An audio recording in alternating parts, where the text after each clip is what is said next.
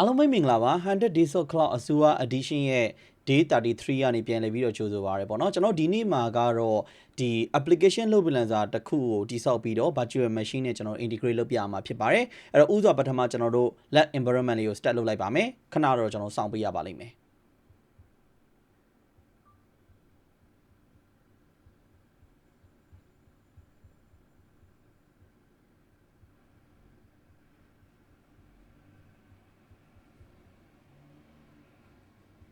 ကျွန်တော်အခုဆိုရင်တော့ lab environment လေး active ဖြစ်လာပြီပေါ့နော်အဲ့တော့ဥစွာပထမပဲကျွန်တော်တို့ Azure portal လေးကို login ဝင်လိုက်မယ် okay ပါအဲ့တော့ကျွန်တော်တို့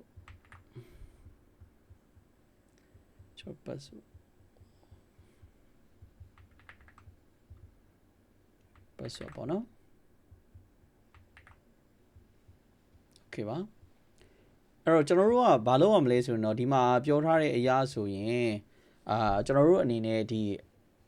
Azure လုပ် freelancer ပေါ့နော်ဒီသူပေးထားတဲ့နာမည်နဲ့ကျွန်တော်တို့လုပ် freelancer တခုတိစောက်ရမယ်ပြီးတော့တဲ့ခါကျရင်တော့ဒီလုပ် freelancer ရဲ့နောက်မှာဒါကျွန်တော်တို့ကသူ့အတွက်ဒီ front end IP configuration တို့ပြီးတော့တဲ့ခါကျရင်တော့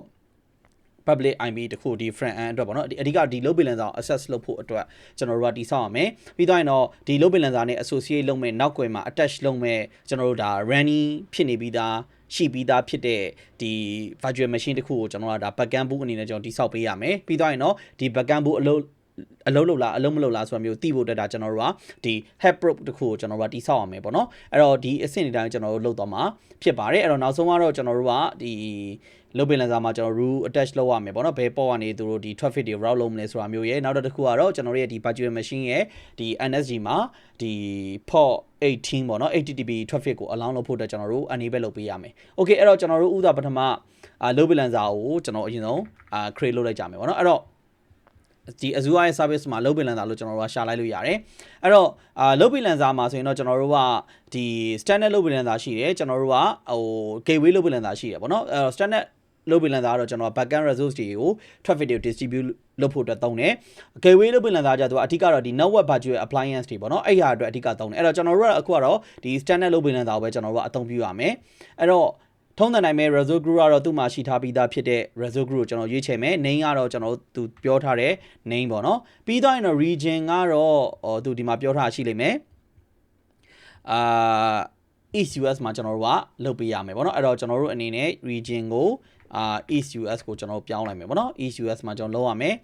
SKU ကတော့ကျွန်တော် standard ပဲပေါ့နော် standard type ကတော့ကျွန်တော်တို့က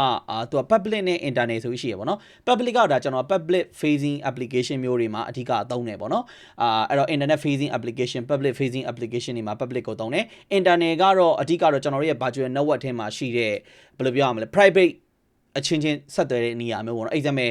ကျွန်တော် 3D ရ architecture မှာဆိုရင်ထားပါ what D ကနေ database D ကိုချိန်တာမျိုးဆိုရင်ဒါကျွန်တော်တို့ကဒီ internet load balancer နေချိန်တာမျိုးပေါ့နော်အဲ့တော့ကျွန်တော်တို့ကအခုကတော့ public facing app ဖြစ်တဲ့အတွက် public ကိုကျွန်တော်ရွေးချယ်မယ် T အနေနဲ့ဆိုရင်သူက region နဲ့ရှိတယ် global ရှိတယ် region တွေကတော့ဒါကျွန်တော်တို့ကsingle region အတွက်အဓိကလုပ်ထားတဲ့ T ရပေါ့ဗျာ global ဆိုတော့ဒါတစ်ကမ္ဘာလုံးသုံးတဲ့ application မျိုးတွေမှာသုံးရမယ့်ဟာမျိုးပေါ့နော်အဲ့တော့ကျွန်တော်တို့ကအခုက region တွေပဲကျွန်တော်ရွေးလိုက်မယ်ပြီးရင်တော့ကျွန်တော်နောက်တစ်ခုကတော့ဒီ front end IP configuration ပေါ့အဲ့တော့ဒီfront end IP configuration ကကြတော့အလွယ်ပြောမယ်ဆိုတော့ तू ကဒီ load balancer အတွက် तू single point of contact လို့ကျွန်တော်တို့က user လို့ရတယ်အဲ့တော့အဓိကတော့ user တွေ access လုပ်တယ်ဆိုရင်ဒီ IP address ကနေကျွန်တော်တို့က access လုပ်တယ်လို့ကျွန်တော်တို့က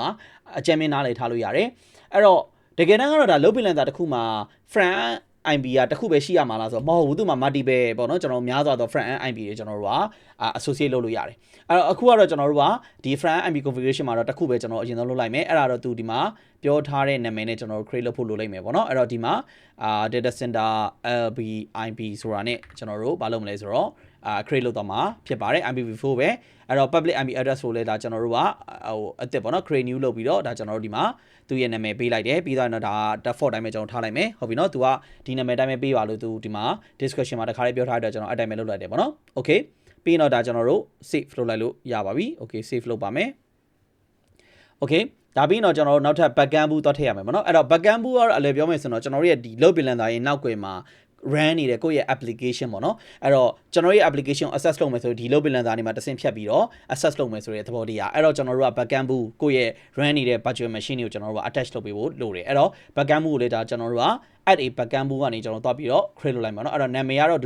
ဒီမှာတတ်မှတ်ထားတဲ့ဒီ data center backend boot ဆိုတာကိုကျွန်တော်တို့ရွေးချယ်မယ်ပြီးတော့ okay virtual network ကတော့သူ့မှာရှိတဲ့ virtual network ပဲကျွန်တော်ရွေးလိုက်မယ်ပြီးတော့ IV configuration ကတော့ကျွန်တော်တို့ဒီမှာသူ့ရဲ့ VN နေပေါ့နော်ကျွန်တော် associate လုပ်ပါမယ်နော်ဘယ် VN ကိုကျွန်တော်တို့က attach လုပ်မှာလဲပေါ့နော်အဲ့တော့ဒီမှာလက်ရှိ run နေပြီးသားရှိတဲ့ data center VN ဆိုတာလေးကိုကျွန်တော်တို့ကရွေးချယ်လိုက်မယ်ပေါ့နော်အဲ့တော့ဒါ backend boot ထဲမှာဒီ VN လေးကိုကျွန်တော် attach လုပ်တယ်ဆိုတဲ့အဓိပ္ပာယ်မျိုးပေါ့နော်ထည့်လိုက်တယ်ဆိုတဲ့အဓိပ္ပာယ်မျိုးပြီးတော့ဒါကျွန်တော်တို့က save လုပ်မယ် okay အဲ့တော့ backend boot ပြီးသွားရင်တော့ကျွန်တော်တို့က inbound rule အဲ့တော့ဒါကတော့ load balancer ရဲ့ rules ကိုကျွန်တော်ကကြီးညာရမယ်အဓိက load balancer ကဘယ် traffic ဝင်လာရင်ဘယ်ကို route လုပ်မလဲဆိုတာမျိုးကျွန်တော်တို့ကသတ်မှတ်တာပေါ့နော်အဲ့တော့ကျွန်တော်တို့ကဒါ web application ဖြစ်တဲ့အတွက် port 80နဲ့ကျွန်တော်တို့ကအလုပ်လုပ်မယ်အဲ့တော့ဒီမှာat a low balancing rule ကနေကျွန်တော်တို့ကဒီမှာသူပြောထားတဲ့နာမည်တိုင်းကျွန်တော်တို့ reference လုပ်ရမယ်အဲ့တော့ဒီမှာ data center lb rule ဆိုတဲ့ဟာလေးကိုကျွန်တော်မှန်ကန်တော့ဖြည့်ပေးဖို့လိုလိမ့်မယ် okay ပြီးတော့ကျွန်တော် front end တော့ကျွန်တော်ခုန create လုပ်မဲ့ဟာပေါ့နော်ဒီမှာ to be created လို့သူပြောတယ် backend ဘူးကဒါကျွန်တော်ခုနလုပ်လိုက်တဲ့ဟာပြီးတော့ကျွန်တော် port ရတော့ဒါကျွန်တော် port 80ပေါ့နော်သူ့မှာလည်းတခါတည်း discussion မှာပြောထားပြီးသားပါ port 80နဲ့ကျွန်တော်အလုပ်လုပ်ပါမယ်လို့ပြောထားပြီးသားပါ okay port 18ပဲအဲ့တော့ backend port လေဒါကျွန်တော်တို့က port 18နဲ့ပဲကျွန်တော်သွားမယ်ကျန်တဲ့ဟာတွေကတော့ကျွန်တော်တို့ default တိုင်းပဲဆိုတော့ကျွန်တော်ဘာမှမလုပ်တော့ဘူးဒါပေမဲ့ဒီမှာ head pro အနေနဲ့ကျွန်တော်ထည့်ပြမယ် head pro ဆိုတော့အဓိကတော့အလွယ်ပြောမယ်ဆိုတော့ head chap လောက်တာပေါ့နော်ကျွန်တော်တို့ရဲ့နောက်ကွယ်ကဒီ backend ပူးမှာရှိတဲ့ VN လေးကအလုပ်လုပ်နေလားပေါ့နော်တကယ်လို့ तू ကကျွန်တော်တို့က virtual machine တွေအများကြီးvirtual machine တွေကျွန်တော်တို့အများကြီးရှိနေရဆိုရင်ကျွန်တော်တို့အနေနဲ့ကျွန်တော်တို့အနေနဲ့ဘယ်လိုပြောရမလဲဆိုတော့ဒီအလုံးမလုံးနေတဲ့ VN တွေကိုကျွန်တော်တို့ကရောက်သွားမှာဆိုရတယ်ပေါ့နော်အဲ့လိုရောက်သွားမယ်ဆိုကျွန်တော်တို့ကပြဿနာဘယ်လိုပြမလဲ error မှားနေလားမှန်နေလားဆိုမျိုးကျွန်တော်တို့ကစစ်ရမှာဖြစ်တဲ့အတွက်ကျွန်တော်တို့ကဒီ head check လုပ်တဲ့အနေနဲ့ကျွန်တော်တို့ကဒါသုံးတဲ့နေရာလေးလို့ကျွန်တော်ကပြောလို့ရတယ်အဲ့တော့ဒီ head pro မှာကျွန်တော်တို့ကcreate new ဆိုတာလေးနဲ့ကျွန်တော်တို့ကဘာလုပ်မလဲဆိုတော့create လုပ်မှာဖြစ်တယ်အဲ့တော့သူပေးထားတဲ့ဒီ data center head pro ဆိုတဲ့ဟာနဲ့ကျွန်တော်တို့က create လုပ်လိုက်မယ်ဖြစ်တယ် okay အဲ့တော့ဒီမှာhead pro မှာ create new မှာကျွန်တော်တို့သူဟာတဲ့ပြီးရင်တော့ကျွန်တော်တို့ကဒါ port 18နဲ့ပဲကျွန်တော်စစ်မယ်ပေါ့နော်အဓိကတော့ဒီနောက်ွယ်ရ VN နေမှာကို run ထားတဲ့ application တွေကဒီ port 18မှာတေချာ run နေလားဆိုမျိုးအဓိကစစ်တဲ့အရာလို့ကျွန်တော်တို့ကနားလည်ထားရင်အဆင်ပြေပါတယ် okay ဒါပြီးတော့ဒါကျွန်တော်တို့